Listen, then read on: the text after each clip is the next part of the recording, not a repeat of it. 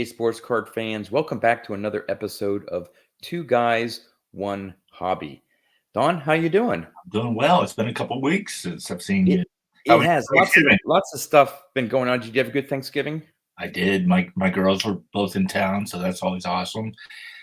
Hated to see them leave, but they'll be back in a week or two for Christmas. So Yeah, it's that's always always nice to nice. have the whole family back together. Yeah, we had our first big holiday dinner at the new house here. I think we had 12 of us.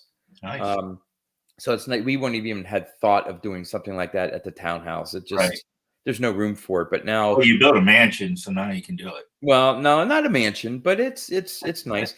Actually, I had a surprise guest come over Thursday night. Were his Um, initials WB? mhm. No, no, Not no. that good of I wish if so, he'd still be here. I probably wouldn't have him leave. But no, Eric Four Leaf Cards. no way. Yeah, he occasionally through his work comes down to this area, and my wife and I were out shopping, and I get a text from Eric and says, "Hey, I think my plans have changed and stuff. I have to be down in your area. I'll be there somewhere around like 6:30, 7 o'clock." I'm like, "Dude, come on over." So he came over, got to see the new place. We hung out till like 11:30. He's like, "Oh, I gotta go. I got an early morning meeting," which is why he was down in our area. Right. So it was really nice. I got to hang out with Eric That's for awesome. about like four hours, just not even always talking about cars, just talking Right. about life and everything, and it was That'll really work, nice. man. Yep. So Do you have a today's guest? episode, Right? huh? Do you have a guest, or are we just talking? Yeah, we do. Oh, Yes, cool. yes, we do. And I think this is going to be a really good conversation. We've always talked about there's so many ways to collect within Right. the hobby. You pick a passion of yours and in some area, and there's a way to collect. And so the guest that we have today, Brandon's baseball cards. He collects unopened material. Now, even within unopened material, you could be talking about wax boxes that you either have sealed or never opened, rack packs, individual packs. I think he concentrates more on rack packs and individual packs than wax boxes.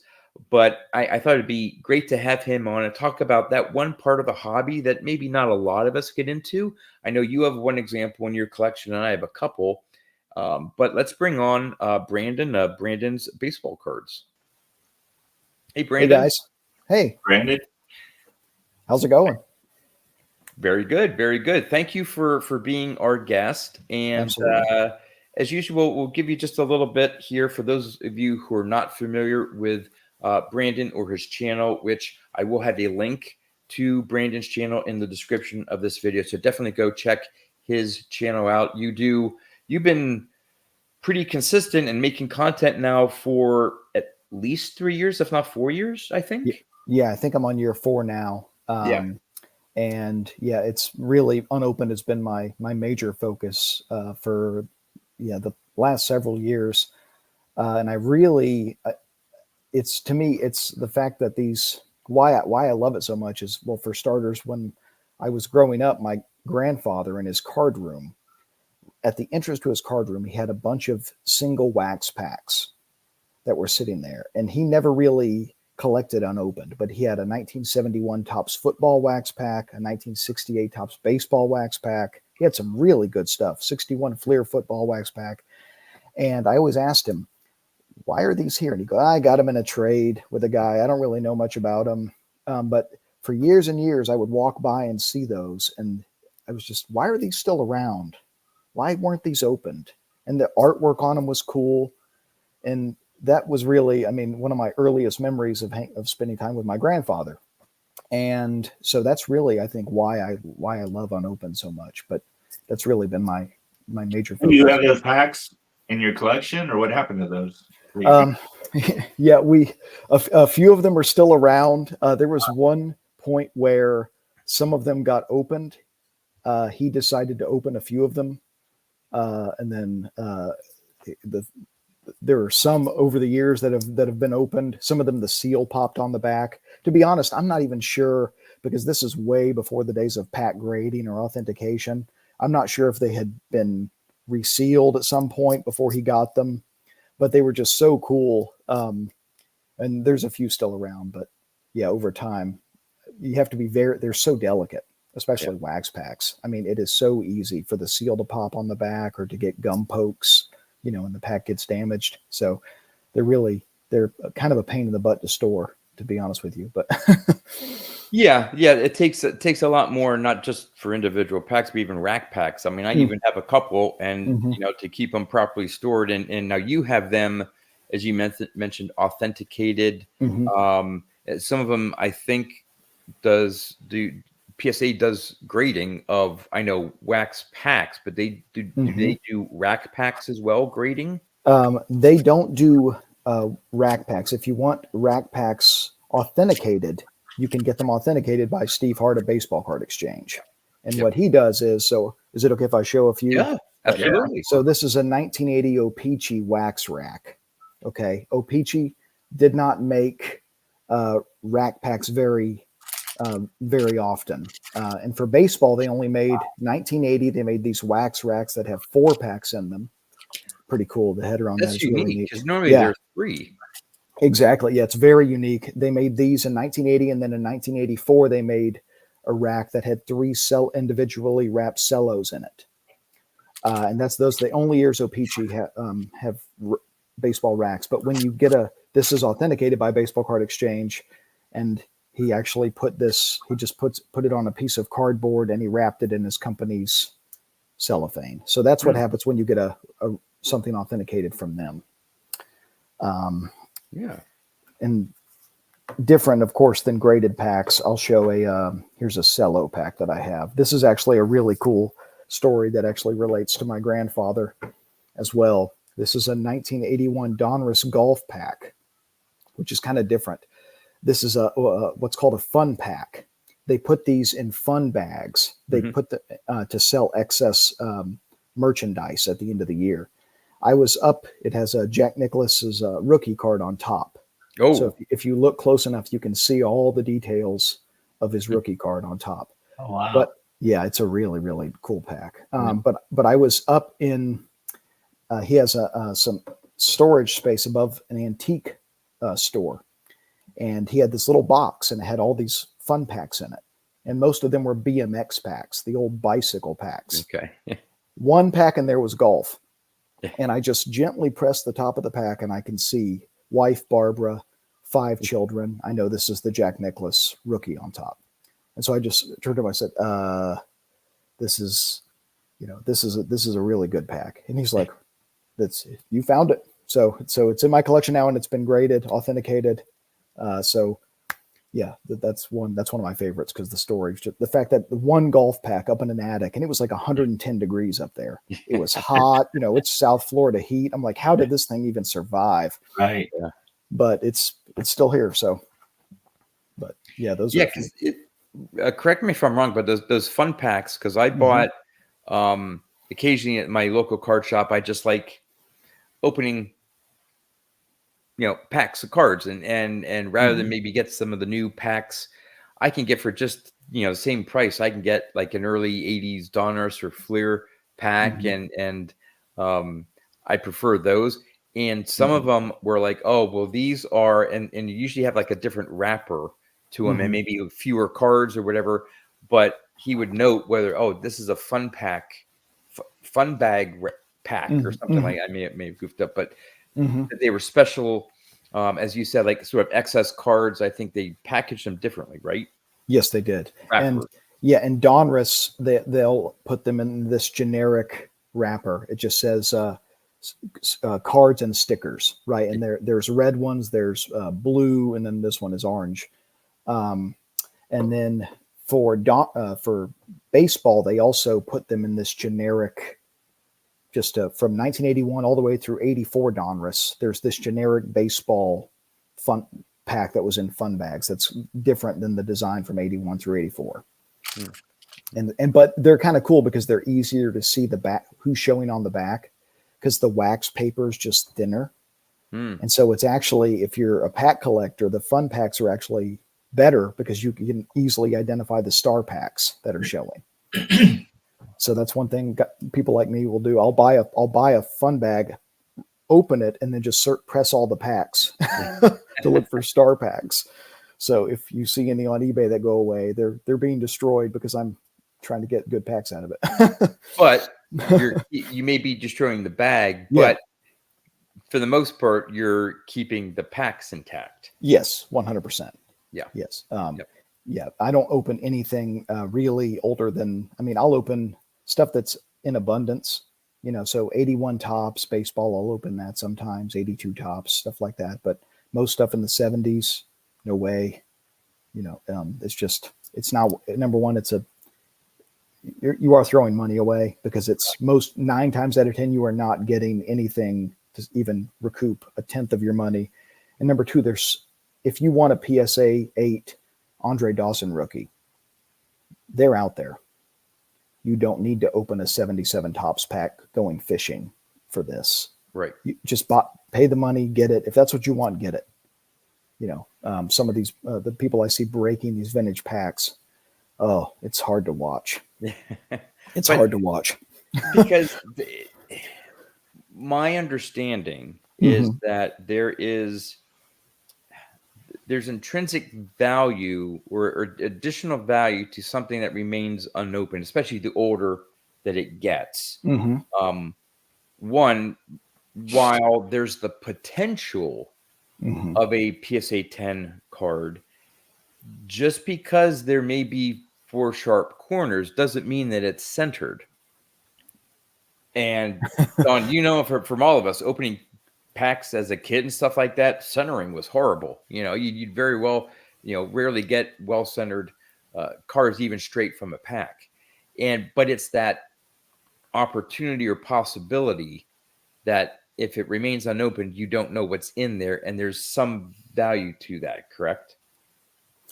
Yes. The biggest thing is some of it is the unknown, but then the other part of it is also just the scarcity of the item. Sometimes there's not even that big of a card in a set. So 1980 O-Pee-Chee is a great example, right? I've got a couple of individual wax packs too out. I'm kind of hoarding these, so there's a few that are, and that's what it looks like. And on the back, it's kind of cool. You can see what I mean, how you can see who's on the back. That's Vita Blue on the back. Okay. You can kind of make out the blue background, and there's and then I've got one more I'll show here this is Dale Murphy on the back of a 1980 O-Pee-Chee. It's a little hard to show, but there's his, okay. So, yep. But this is a great example. There's no Ricky Henderson in 1980 O-Pee-Chee. Oh, really? Oh, There's no Henderson. There's Nolan Ryan, but there's no Henderson. Well, so you'll see on auctions every once in a while, or very rarely, a 52 pack, or I think we had like 5 of them. Sure. And okay, the rarity of them is awesome, but they're saying there's a mantle in here. Yeah. And they open those up, and the value, and there's no mantle. Yeah. I'm hypothetically saying they open those 5 packs, and there's no mantle. The value must just drop tremendously. First of all, just to wreck those would be a shame, Yes, 100%. But I guess it's what you said. It's the chance, the gambling. Like, I'm buying a mantle rookie. Chances of that card really being in there. Yes, that's definitely part of it. But what's so funny is there are people, they've opened these 52 tops packs, and they're hunting for a mantle, and it's a low series pack. Yeah, right. So you're getting cards 1 through 80. So if you're going from the wrapper on them, that one I'm not sure how they know, but Steve Hart, they had a brick of 8 52 tops packs at the National 2 years ago, and it was low series. It's still a several $100,000 item, right? Because it's rare to have 8 1952 tops packs together that are legit. Maybe those are the ones I'm thinking about. But there's a few on YouTube. They've popped them out of the GAI holders, this old grading company. Yeah. I'm looking for the mantle. Well, chances of that were absolutely zero, my friend, and you just threw away $50,000. So Hope you're hope you're happy with your decision, and you've destroyed this artifact. Yeah. That is beautiful. And there are some cases, and I don't necessarily want to bring up this one person because I know you've had, I think, some issues with him. But let's just say this one YouTuber bought I think it was a 75 Topps wax box, and opened it and started complaining because there was cards were damaged by the wax and the gum, and and it would go through to several cards. Yes, and that's a fellow Pittsburgher. Yeah, maybe. Unfortunately. But it's one of those things where, okay, maybe at some point you almost have to leave the stuff unopened, because if you do, it's just, there's no way you're going to get good cards, just because if it was stored in high humidity, again, you got the sugar and the gum and the wax and all this stuff, and it's cardboard. I mean, you have sugar on cardboard and heat and stuff, and the way things were packaged. Yeah, who knows how it was handled? If someone just took that box and threw it across the room 20 years ago or something, you don't know that. Right. And so it's even less of a chance that you're going to get value if you open it than keeping it as it is, as a somewhat rare. I'm not sure how rare 70. I don't know. Maybe it wasn't 75 Topps. Whatever the wax box was. It was a fairly expensive wax box, I think, of some set in the 70s. But the value of it still being in that condition, unopened, should be enough. But some people just want to open stuff and see what they can get. And it's a gambler's mentality. It really is. And the YouTube channel you're talking about, it was a 79 O-Pee-Chee box. Okay. And the reason that's problematic is because O-Pee-Chee gum is more corrosive than Topps. Really? And so a lot of the old O-Pee-Chee packs, if you it was 72 O-Pee-Chee. There was a 79 O-Pee-Chee box that this YouTuber also opened. But 72, if you get a pack and you open that up, there's a very good chance the top 4 cards are just caked together from the gum. It makes, and they're not cheap. It's not a cheap item to get an unopened pack of 72 O-Pee-Chee. It's a few $100. So, I mean, it doesn't make any sense unless you just want to open it just for the joy of opening it. And, it's a risky proposition. Now, there's a science to rack packs. One, not only in terms of, I guess mainly because watching some of your videos, what I like about your channel and your videos is you don't necessarily just show off, hey, I got this cool rack pack with this player on the front, maybe a Hall of Fame on the back or whatever. Is you've gone into and explained, especially for novices like myself, mainly how to spot fakes, because through your research and the group that you are part of, and the guy for a baseball card exchange has done tremendous amount of research and knows that, okay, for a 1983 rack pack, it's impossible to have the first cell being a Cal Ripken and the second cell being a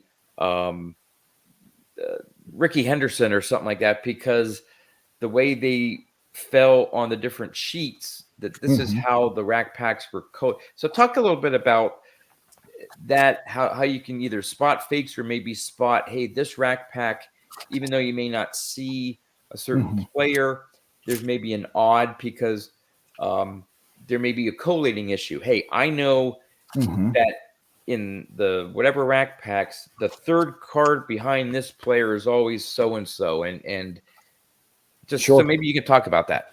Sure. Yeah. I mean, it's definitely, rack packs are a different animal. And if you ask Steve Hart, which unopened material is the hardest to authenticate, he'll tell you rack packs. And it's because it takes a lot of time to learn which sheets of cards can appear in which cells, right? And for Topps in particular, there is a pattern most of the time to which cards are possible in a given cell.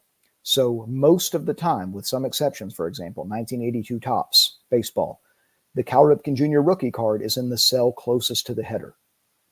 There are instances where collation is reversed and it'll be furthest from the header, but it can only be either furthest from the header or in the header cell. It can never be in the middle. If you see a 82 tops rack with Cal Ripken Jr. in the middle, I will bet you that pack will not be authenticated, because Steve will find something other than the collation also wrong with it. Ozzie Smith, 1979 tops. He can only appear in the header cell in 1979 tops. You'll see him on eBay sometimes. He's in the cell furthest from the header. Yeah. Well, that's because that's the one that's easiest to manipulate. Ah. If you're trying to reseal a rack pack, that is the cell where you're not dealing with as much. It's just easier to reseal. So, Brandon, I have a question for you. Sure. I forgot I had a couple. I have 4 rack packs here. Cool. So this one's got Steve Carlton. Cool. Got Rich Gossage. So you got 2 Hall of Famers on the front. Mm-hmm. Hey, Keith Hernandez, Pete Rose. This seems like a lot of star power. Yeah. To me. Yeah. And then it says that there's 3 sticks of bubble gum, and the only bubble gum I can see is right through there. So did they put all 3 in there? And, yeah. Each. And is that common? I know these cards aren't worth anything, but is that kind of normal to get a couple Hall of Famers on the front? Yeah, and that's an 86 tops, what they call a grocery rack, and What's it's 3 individually wrapped cello packs. Are these wrapped inside? Yes, there's 3 little cellos in there, and each one has a stick of gum in the middle. Yeah. And sometimes there'll be some really, really crazy combinations. Yeah, I know nothing about these, so you're educating me right now. And there's some people in the unopened community that they'll post pictures of stuff on social media that they get, and they've been authenticated, and it's amazing, the star power. There's a gentleman that I know who's got a really impressive collection. He's got an 82 tops rack with Cal Ripken Jr. on front and back in the same cell. Really? Just stuff like that where you're just like, this is back. Some are upside down. Sure. Yep. Yeah. That's 86 tops. That's what they do. And that doesn't make any sense. Yeah. It's not very aesthetically to have them going both directions, but 86 tops is really bad about that. Those are both what they call grocery racks. All right. I got a couple more, but I'll say those related. Sure. That's cool. But that's really with collation, it's important, because if you're going to buy packs raw, it's one thing if you're buying and if the rack's already been authenticated by Steve Hart, you're good to go. But if you're buying raw on eBay, there's stuff on there all the time that is just. I think I found these at a local card shop for Christmas one year. That's cool. Yeah. Well, I just mean the reason for in collation so important is just to avoid, especially if you're getting a big ticket item. If you want a 1978 tops rack with Eddie Murray on top, well, he's in the header cell. You need to know this. People have to arm themselves with this, because I would love to get someday, because I have these, but I don't like packs. These are just an anomaly. Sure. But I have the Hall of Fame sets. I would love 76 tops, or like I have the 64 stand-ups. Like, I know they came 1 card to a pack. Sure. You through them. Like, it'd be cool to have 1 pack to add to the collection, but I can't believe the prices. Even for 78, because the same thing done with 78 being my set. At one point I was like, oh man, I'd love to have an unopened wax box, because again, I can still remember as a kid and the design of the 78 packs and box, and they're like, and I may be even way off, like $1,800, probably even more for an unopened wax box now. And even packs can get pretty pricey, let alone a rack pack. That I think that would be my ultimate goal. Maybe that if I can't get an unopened wax box, is a rack pack. Because I remember buying them as well. Do you have a favorite card in the set that other than the Murray, or do you have Not really. I mean, I Okay. just love the design of it, Mhm. and I think maybe we offline we had texted back and forth. There's some out there. Mhm. They're not 78s aren't super rare, but they're rare enough that they're fairly expensive. Yes, yes. I think 78 is really the cut point. Anything earlier than 78, especially for baseball, is where you really start to see the prices dramatically increase. 1977 cello packs, 1977 Topps rack packs, that's really where you start to, especially if they're star showing. If you find a 77 Topps rack with Nolan Ryan on top, you're gonna, that's a big expense. certain players are hotter than others. The actual card would cost, I presume, right? If you just want to buy the 77 Ryan card, would be cheaper than buying the rack pack, right? Oh, way cheaper. Oh, yeah, absolutely. Yeah. And go ahead, John. Sorry. No, I was just going to how far back? In other words, when did Topps start making rack packs? So obviously, they from the beginning they had wax packs. That's how they distributed all the cards. But when was the earliest rack pack? And is that like one of the most coveted? Are there still any in existence? And Sure, I've seen the oldest that I've seen are 1960 Topps.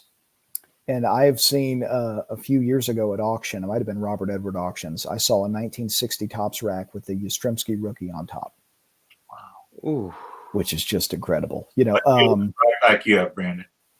What'd you say? So what's the oldest rack pack that you have? I'll show you the oldest pack that I have. Okay. It's non-sport. Is that okay? Yeah. It's kind of different, but people don't realize actually I really like non-sport. But this is 1957. Oh, wow. There's only 4 of these. I don't know what it is. It looks cool. They're called Goofy postcards. 1957 Topps. I got this from Robert Edward Auctions. That's what we call John on here. Yeah. But yeah, I just thought that was so cool. Yeah, and only 4 have been graded. But the market for non-sport is it's just not quite as big of a demand. So you can get some really cool packs if you're on a budget without breaking the bank. That's the oldest pack I have. I also have, and then I'll show this. This is speaking of Nolan Ryan. This is a 1977 O-Pee-Chee wax pack. Ooh. And you see, when you get a pack graded, if there's a star showing, if Steve Hart can confirm it, they'll put it on the flip with the pack. Yeah. And so this is graded an 8. It's got some gum pokes at the top, which happens sometimes when the gum shifts around. But face out on the back, it's kind of hard to show with the glare, but that is Nolan Ryan. And so that is one of my favorites. The gum pokes have been driving me insane, but since I got it in the mail and I was like, don't focus on that. Focus on the Ryan. But well, even the design of it is, maybe I don't we weren't buying packs back then, but sure, we were in 77, but you and I were. I don't the nostalgia of the pack, the fact it's a 10-cent pack and all that stuff. I find it interesting. Yes, yeah, it's amazing when you consider how back then that was a lot of money, but now, especially given how rare these items are, people always. If there's a price sticker on one, like I actually enjoy collecting packs that have a price sticker from a store. So I have this 82 football pack and it's got this Circle K price sticker. 35 cents. Yep. That's the only 82 I've ever seen with a Circle K price sticker. I knew Circle K sold cards, but I'd never, but you'll see them with 7-Eleven price stickers and stuff like that. And old Walmart. With that, it's funny you mentioned that. I wanted to show this one. Sure. Wait a minute. Where am I going here with this? 99 cents thrift drug. Oh, that's cool. Yeah. And I guess my son paid $10 for it, but it still has the original 99 cents on it. That's well, cool. I was going to mention that. Then you brought it up. Like, perfect time to show that. I do have a couple here. And this one here has a has a price on it. So these are all, of course, Boggs related, and we have a 90 Fleer Oh, cool. with Boggs, and where is it? Yeah, it has a Walmart Oh, that's price cool. tag of $1.18, and so that one's cool because it has the full regular card. And then I have a couple others. Here's his 87. He's in there. Of course, the star's hiding it. But this one doesn't have a price on it, so I'm not sure where this is from. But it also has an Eric Davis. Do you know that that's actually a really cool item, because normally in the header cell is the glossy All-Star card on top. And Which, speaking of, here's one with the glossy All-Star of Boggs. And so and Lee Smith. That's a nice upside down. Yeah. And then I have a 89 with, again, the glossy and Mark McGuire in the middle. All your Boggs cards have like stars over his face. Yeah. And then on the back, this one has Jim Rice. Oh, cool. And Walter Johnson. Walter Johnson. It says Wallace Johnson. Close. It was his cousin. And this will be the last one I show off. This one actually was a gift from Brandon to me. 84 Fleer. I'll try not to get the glare here. Actually, that does have a price on it. KB, I can't quite see what the 99 cents. But it has the AL batting champ card there, and you can't see what the back because it has the team stickers. But this is in that BW, baseball card exchange thing on it. That's cool. Yeah, that is cool. I forgot about the price sticker on that one. That's neat. That's a cool item. Now, in terms of grading, does having that price sticker obviously reduce the condition because it's not original? Yes, it is. It will affect. I think the highest grade you can get with a price sticker, if you were to send a pack to PSA, I think is a 7. Really? I think it's cooler to have the price on it. Yeah, I like the price stickers on it, but I also don't. PSA has had a serious issue with pack grading lately. Their new holder, they have been manhandling wax packs. A lot of the packs are coming back with the seal popped on the back because the way the pack is fitting in the holder. They're smushing. It seems like they're forcing packs into the holder. Their old holder, in my opinion, some people disagree with me. I like their old pack holder a lot better than their new one for wax packs. It does fine for cello packs, but I'm really nervous about sending any of my packs to them right now. Just because it's meant to protect the pack, but it's doing the opposite. It's getting damaged, and so it's at least for right now. Yeah, interesting. Yeah. I do have a trivia question, as I normally do for these, but before I get to that, you occasionally see usually on eBay, some people I've seen show them off on their channels, these vintage, and you had mentioned something about, Christmas and things like that, these vintage holiday rack packs that have these, and some of them, don't necessarily have a Hall of Famer on the front, but have like bows and I've seen different community threads and different opinions. Are any of them legit, or are they all fake? Most that there's a debate in the unopened community about this. There were, I think, in the 50s, they were actually repacked product. They were kind of the original repacked product. But all the stuff you see now, this is someone making them in their garage. Really? The best cards that are showing are if there's a card that you need for your set and it looks near mint, okay, then buy it for that card, I guess. Yeah. But you're not going to get any. You're not going to open a 75, a Christmas rack and pull a Brett somehow or a Yount somehow. These are homemade. they're homemade. And so, It- but it's a cottage industry, and there's people on there that just, that's all they sell. And people buy them thinking, oh my gosh, a 75 tops rack pack for only $18. Huh? How could this great deal be there? Well, it's because all the cards are VGX. Yeah, And they're, and I've seen older ones. I've seen Mhm. ones that are from the like early 60s or Sure. something, and they're again reading some stuff, not really getting too Mhm. into it because it wasn't my thing, but just as curiosity, Yeah. they were talking about, oh well, the legitimate ones don't have a staple here or the hanger part if it's this size or cut or and they were Mhm. trying to explain. I'm like, oh, so some of them actually do exist, but then the more I'm reading, I'm like, no, they're all like fake, but not Yeah. fake, but like you said, cottage Yeah. industry, handmade well after the fact, not when those cards were actually around. Yes, yeah, and there are people that do claim to know. Okay, is this an actual legitimate Christmas rack from the 50s? Is it, the minutia of what to look for with staples and whatnot? I don't have any expertise in that at all, Yeah. but I do not buy these, and I will never buy these because they're.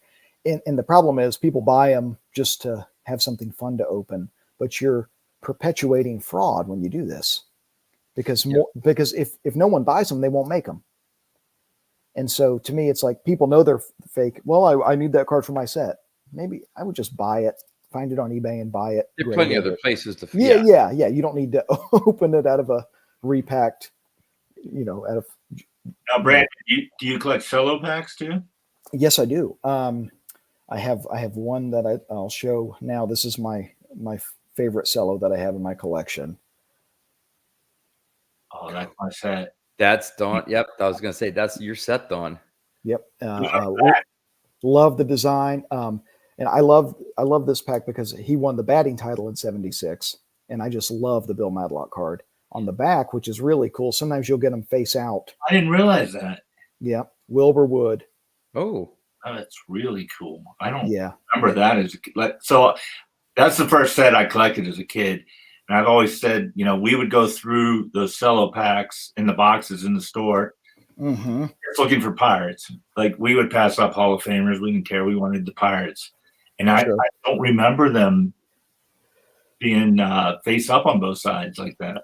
Yeah, sometimes it will happen. Most of the time it doesn't. Yeah. This pack, I just happened to. I actually saw this. A friend of mine, Kirk Christensen. He's a unopened guy. He also authenticates. He has a company called Ripping Vintage Packs, and he authenticates boxes.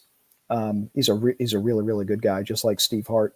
And he showed his display case at the National, and I saw this pack in it. And I sent him a message on Facebook that said, "Take this out of the display case, please."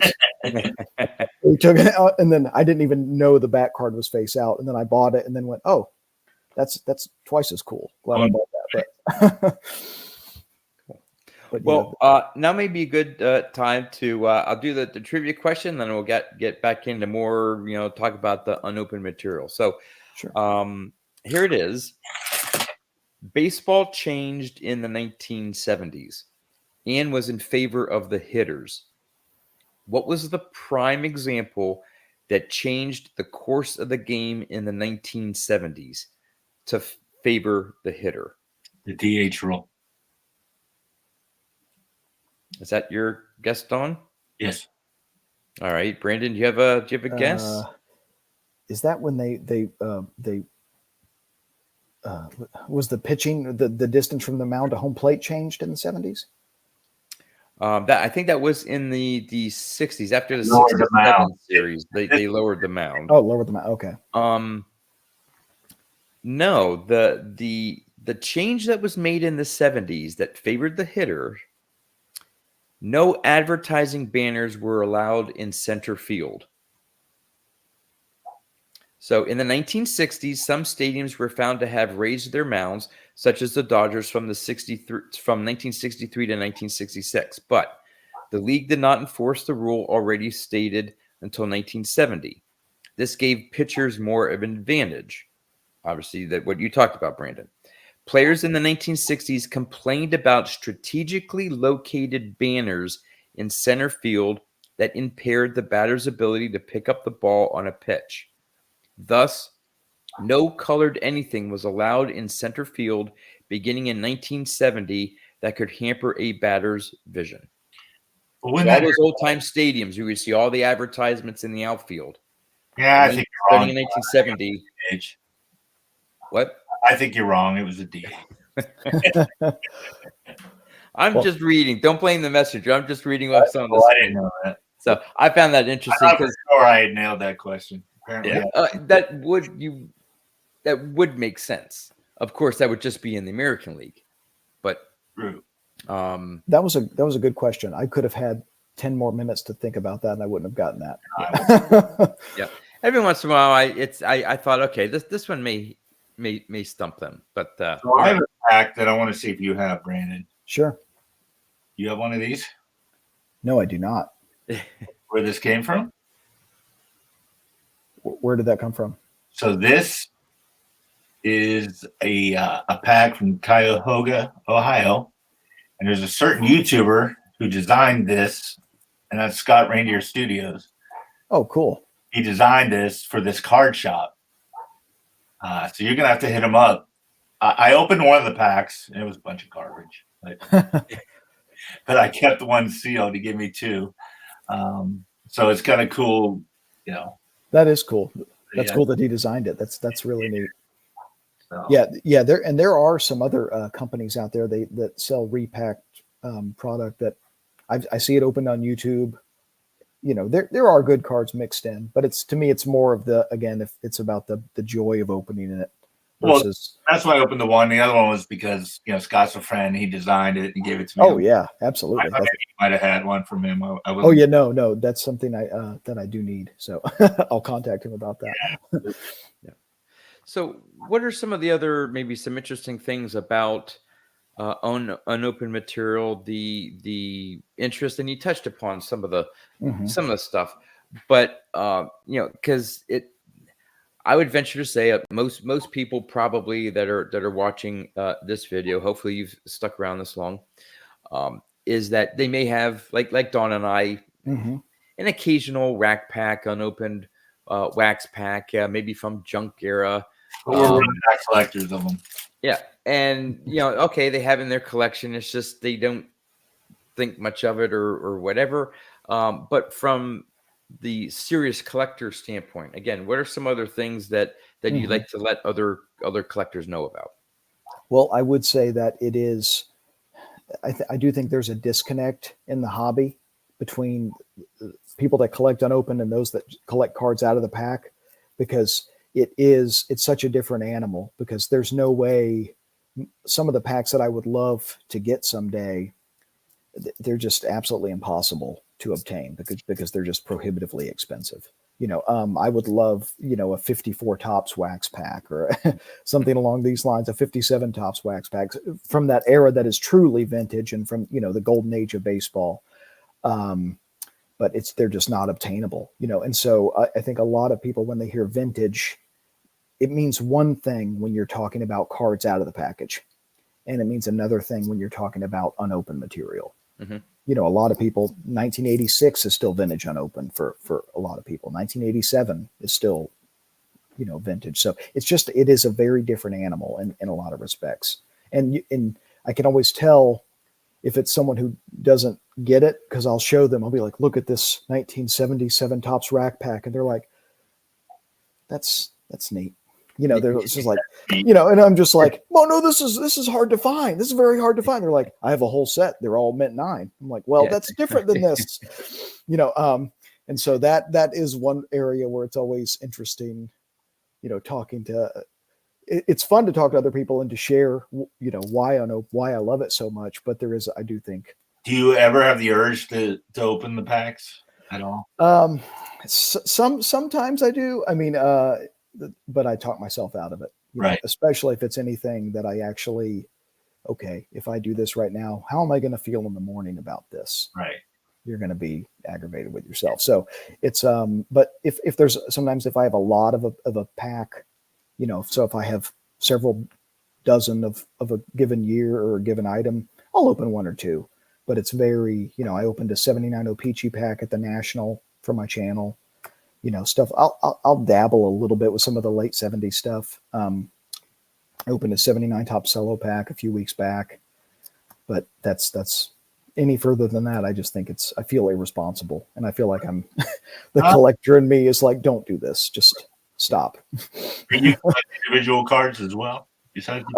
I do have some individual cards, not as many as I used to have, but I do. I have a lot of Nolan Ryan cards from when I was growing up, and I actually really I grew up. In addition to baseball, I like NASCAR a lot, so I have a lot of NASCAR cards, which is kind of random. People don't. That's another very, very niche area of the hobby. But yeah, I still do, and I love T206s. Absolutely love T206s. They were my first real collectible cards when I was growing up. My uncle had a stack of T206s, and they were in the card savers. Yeah. They before grading really took off. And he had a stack, and he had Iron Man McGinnity, which is one of the coolest cards on the planet, with him throwing with that bright red background. He had Joe Kelly. He had some really nice Hall of Famers. But I every year for my birthday or for Christmas, I would get one or two of those, and so they're in my card closet now. So there's some stuff that I have that's cards that I really, really love and appreciate. Do you find that the people that collect unopened material, do they, and I'm sure even with Don and I collecting individual cards or you name it, there's some people that are in it looking at it as an investment that, hey, this one rack pack year, a 77 or something is so rare that, I want to buy it, not necessarily because it's really cool and I love unopened material, but this is one that can be worth, they see more the investment side than maybe the collector or preserving unopened material. Do you see that as well in unopened? Yes, most definitely. And there are people who, like, you can tell if they're approaching it from a collector standpoint or an investment standpoint, because some of the channels or the companies that rip really old product. So, a Vintage Breaks, Just Rip It. Some of these companies, they rip product from the 60s sometimes. Yeah. And this really, really irks me and others and who just view this as, a hobby more than an investment. But you can tell the individuals that are really just thinking about the bottom line, because they're like, fine, rip it. It makes mine more valuable. Rip it. And I'm just like, I don't care. No, stop destroying these museum pieces, please. Yeah.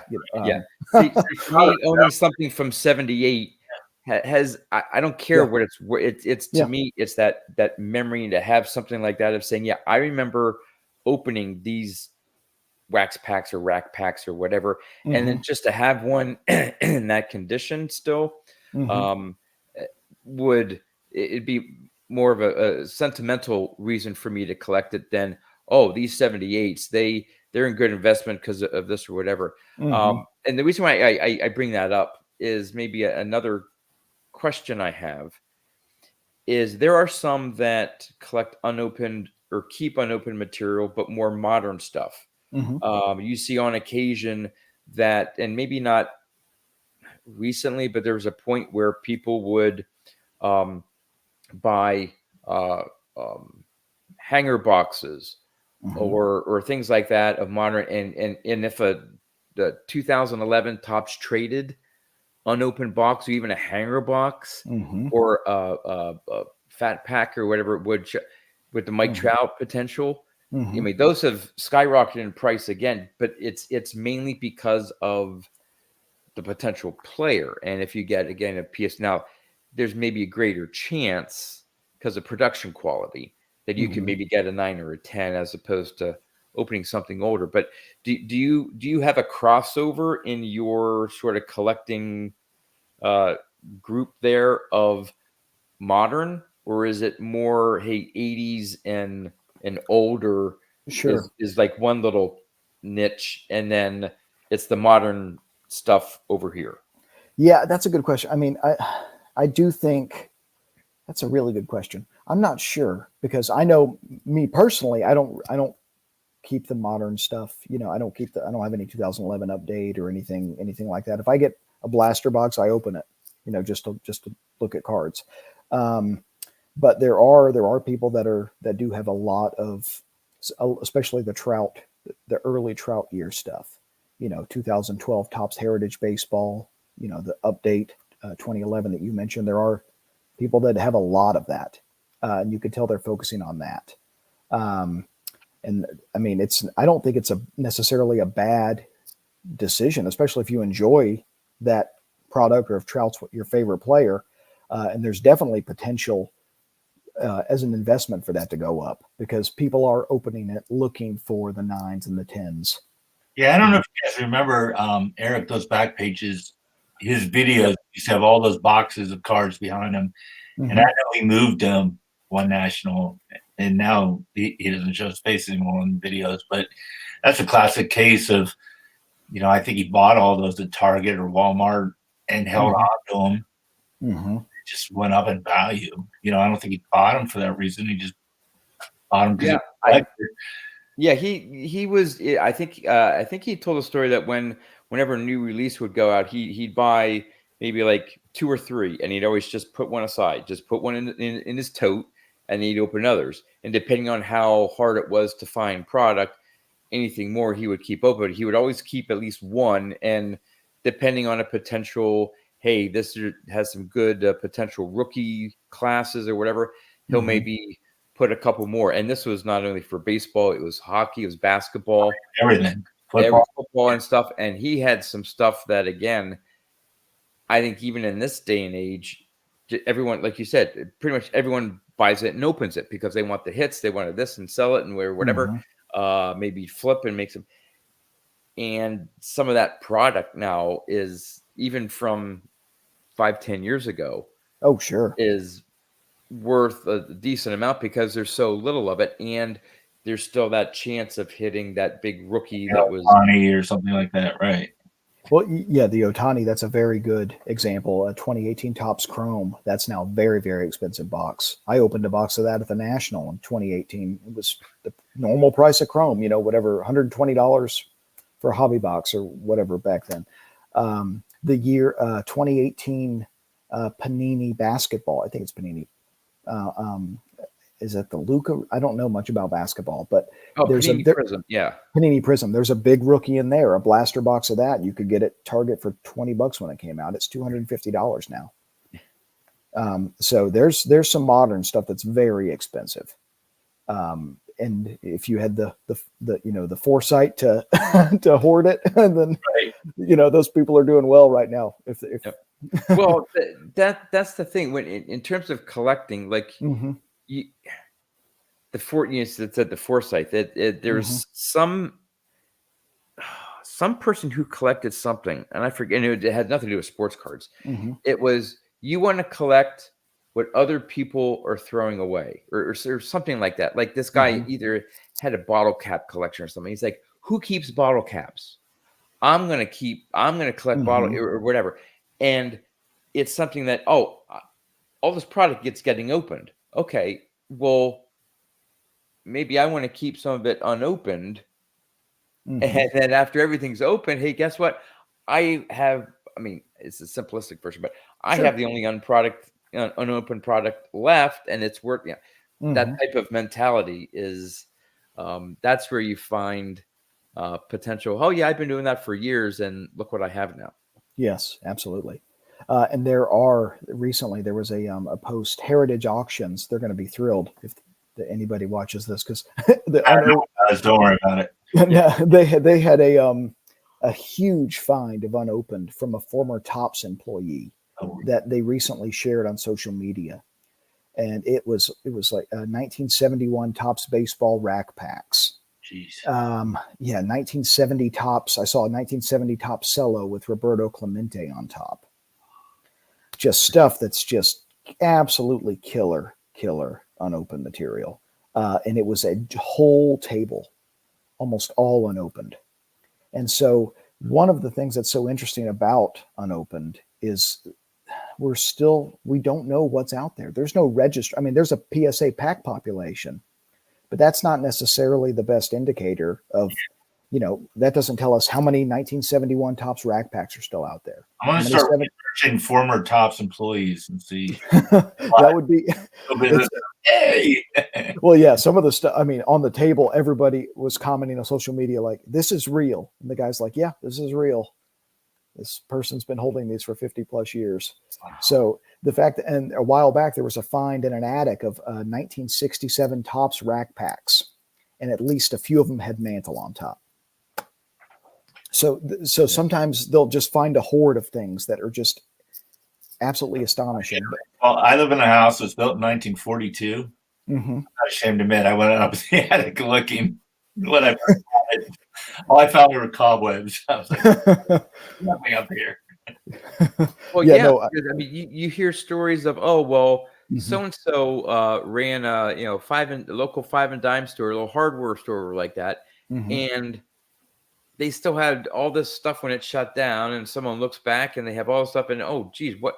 Here are 2 cases of 19-something Topps unopened stuff that just part of their inventory that they had and never really did anything with it, and it's been sitting. You occasionally hear stories like that. But. Yes, absolutely. Yeah, and to me, that's part of what keeps me excited about Unopened, because it's easy to want to shift gears or try to change your focus sometimes if you focus on one thing, but to me, there's just so much more out there, and we just don't know what is all out there. And there's a lot of guys that I know in particular, I'm not going to name any names because they'd be mad at me, and they're hoarding some really, really good stuff. And so there's some, I know a few guys, they'll randomly send me a picture on Facebook, and I'm just like, oh, this is absolutely incredible. Why aren't you showing this? They're like, because it's incredible. Yeah. That's why I don't want everyone to know about this. So shout out to them who shall remain nameless. They know who they are. But yeah, to me, that's what, what's still out there. That's what keeps me going with this stuff, because it is, I don't see myself getting tired of it. If anything, I love it more now than I did when I started. That's awesome to hear. Well, I'm in your camp, Brandon, in the sense that I see people who collect unopened material as, preserving history, so to speak. And I'm of the one that if it's that old and unopened, leave it unopened. Yeah. Like I consider some of the few and that I'm very lucky to have some game used Wade Boggs items. I consider myself a curator of that stuff, because if that were to get in the hands of that game use cap there, of one of the card companies, they're going to cut it up and put it into product, and the hat's gone. Yep. And divide it up into 500 different cards or 1,000 cards, or how many they can get out of that hat, or batting glove, or you name it.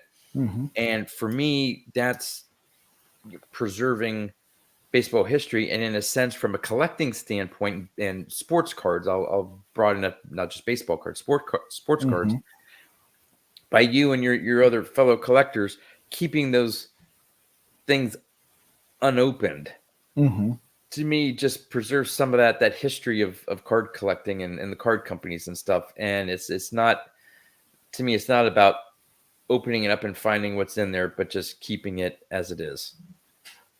I agree 100%. I mean, that's it to me. It is an artifact. It was meant to be opened, and it wasn't. That doesn't mean it needs to be opened now, right?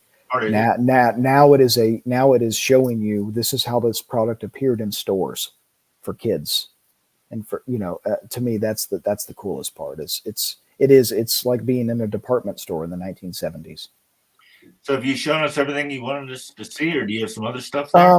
I've got just a couple other packs. These are actually kind of different, but they'll show, even if you have multiples of the same year, there's wrapper variations. So this is actually hockey. So this is just a little different. 1982 O-Pee-Chee, which I just love the artwork.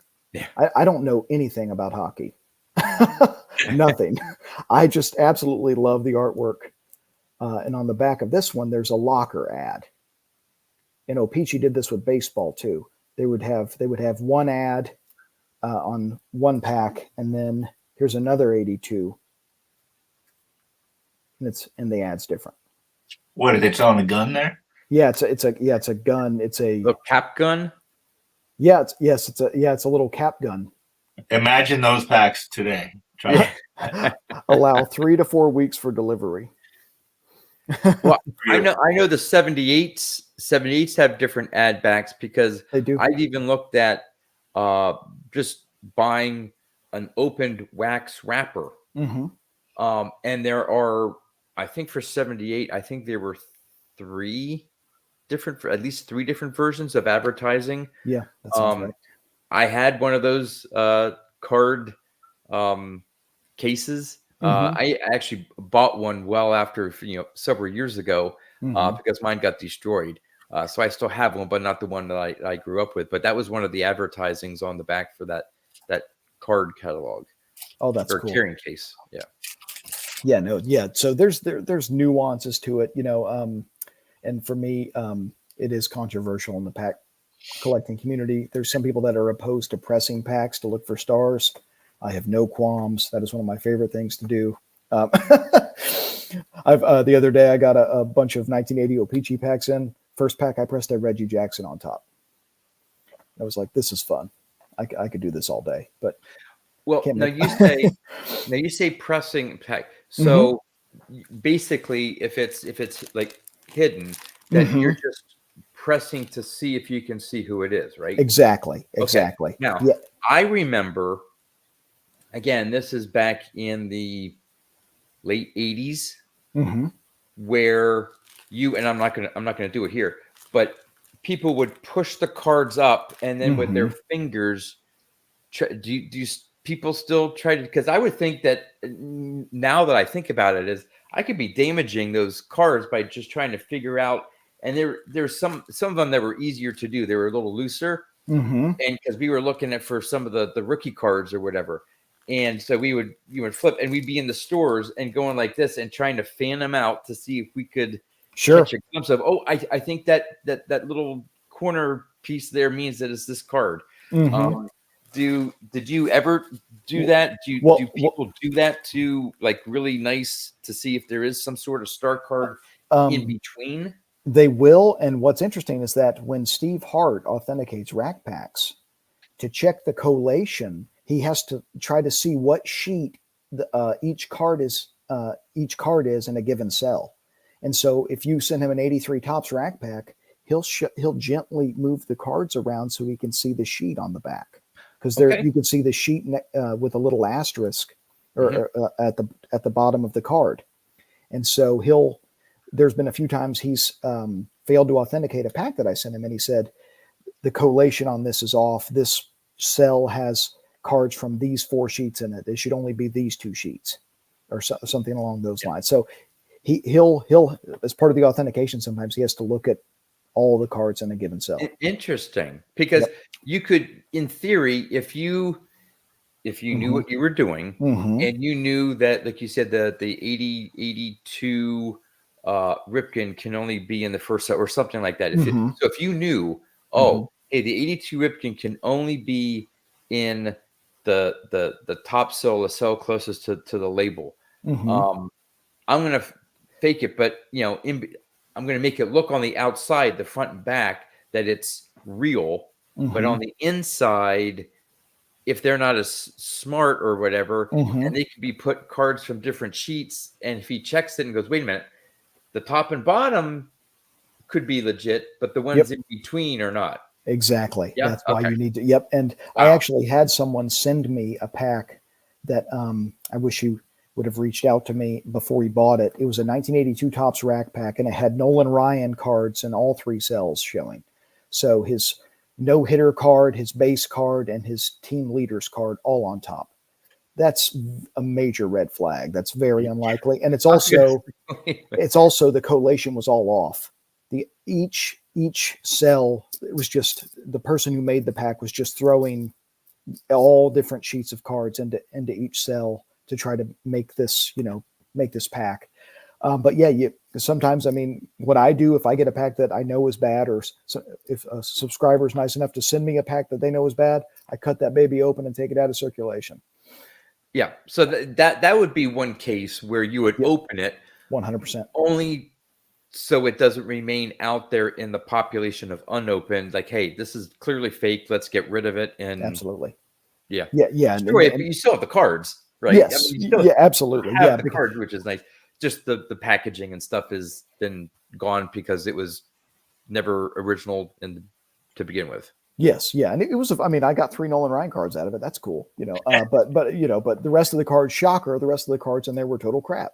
So it was just I learned so much from you, Brandon. I'm pushing on this pack now. there you go. I mean, it's some guy named Dennis. I can't read the rest of it. It's a 86 Leaf. Maybe it's Eckersley.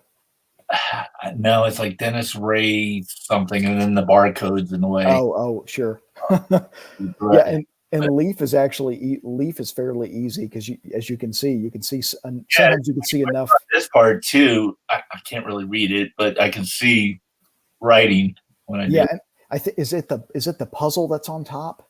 And I think it's the puzzle. Yeah, I bet you that's what that is. But yeah, Leaf O-Pee-Chee is really easy to. I like O-Pee-Chee packs more than tops because they're just most of the time easier to press. I never even thought to do that. Yeah, I go on eBay and I buy big lots of wax packs and then I just take. My wife knows when she's like, pressing, are we? I'm like, yes. I just sit there with a light and just. What treasures are hiding? Yeah. But sometimes you strike out, but sometimes you get good ones. That the Reggie Jackson 80 O-Pee-Chee pack the other day, that made my week. I was like, that is so cool. Because someone else could have bought it and just opened it. Right. Yeah. But yeah. So anything else that Brandon, you want to talk about in terms of unopened material that laymen like Dawn and I, who just have a little bit of knowledge, would either wouldn't know, or just any other insights before we wrap things up here? Well, the one thing I would say, if someone is out there and they're thinking about getting started with unopened, just be very careful. If the price is too good to be true, it's too good. It is. It's gonna. You can get a lot of stuff on eBay, especially. It's a dumping ground for bad packs. You need to know what to look for. You need to educate yourself. I would avoid buying raw packs if you're getting started, unless you know what to look for. Buy graded packs, buy baseball card exchange authenticated packs or boxes that have been authenticated, because it is an area that is ripe with fraud. Mm-hmm. And ask questions, right? So yes, find out whether it be you or other people. You can do a search for those who collect unopened material. I'm sure if they reach out to you or others within your group, they'd be happy to give you some advice or say, hey, I saw this listing that says, and that this is really cool because it has this player and that player. You'd maybe be able to give some estimate or your opinion of, yeah, you may want to stay clear of this one, or no, this one could be the real deal if this is what you're looking to want you for your collection, and this is roughly what those are going for, because those may be legit. You'd be willing to help out. Absolutely. And everything that I've learned from people that know way more about an open than I do. And I still ask questions. There's a few guys, and there's a Facebook group just about unopened called Vintage Wax and Packs. Tim, Mike, if they watch this, there's your shout out, guys. They are the Buddhas of this. I'm sure Kurt Christensen of Ripping Vintage Packs. I've asked him so many times, does this pack look clean to you? I think it's clean. Could you look at it? And sometimes it's hard to tell on eBay too, because you have to look at the roller marks on the wax, and that's tough to do unless the lighting and the picture's right. And so sometimes you do have to go with your gut and make a judgment call with imperfect information. But I'm comfortable enough now where I buy raw packs, but it took me a while to get there. Especially wax, because wax or cellos too. Cellos, some of the resealers with cello packs, they're good. They're really good.